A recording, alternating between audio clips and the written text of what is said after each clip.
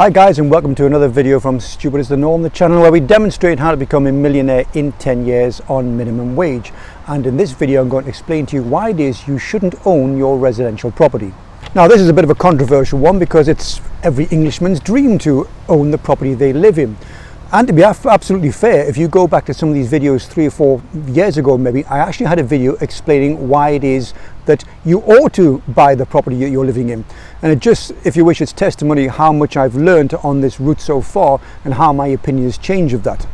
So you've taken your £40,000, you've bought yourself a nice 3-bedroom terraced house for £105,000. Now I know the numbers are correct as of today's date because I bought one last week.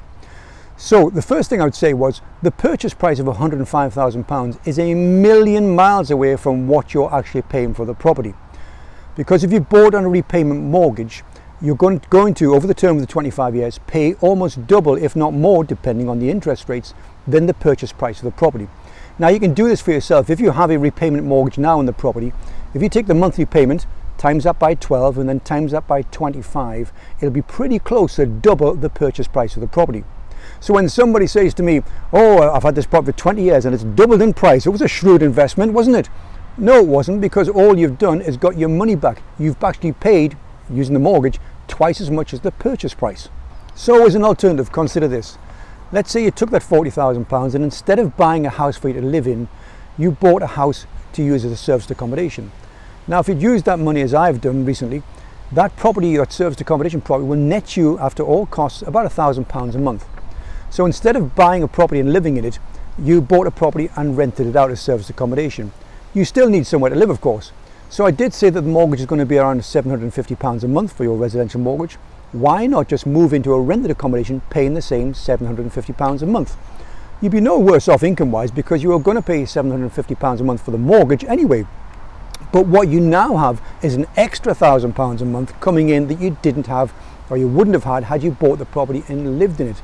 You still get capital growth as if you lived in the property and owned the property, because now you're renting it out, but it still grows in capital. So it's a win-win-win situation. Not owning the property you're living in gives you a lot of flexibility. Let's say your company asked you to leave work where you live right now and had to move somewhere else, so you have to relocate. Well, you could do that if you didn't own the property, because you wouldn't have to sell it. You just, at the end of the term of the rental, you just move on to your next rental property. And whilst all the time you're living there, somebody else is paying for all the refurbishments on the house that you were renting. You wouldn't do that if you had your own property and you're living in the property, because you'd be on the hook for all the refurbishments in that property, refurbishments and maintenance. And of course you've got an extra £1,000 a month coming in. You could spend it and have a nice holiday, but you know, being me, I would suggest you save that until such time you had enough to buy a second serviced accommodation property. It's a bit like a comment I made on another big YouTuber's channel the other day, where he was looking at the different ways to buy a car. You know, you can buy it cash if you have the cash. If you didn't have the cash, you could lease it, or you could put a little deposit down and get the rest on finance. My answer, which he didn't consider, was, well, if I had 40 grand to buy a car, what I would do is I'd take that 40 grand and I'd buy a serviced accommodation property.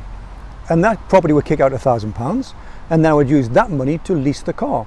That way I wouldn't lose my £40,000 by buying the car cash. I'd still have it, although it would be illiquid now because I've moved it from cash into equity in the property. It would still appear on the balance sheet as £40,000. That way you could have the car, have your money, and somebody else will be paying for the lease on the car. Both these ways are just ways of thinking out the box, guys. I'm not saying they're right or wrong, it's just some of the things I've learned on the way.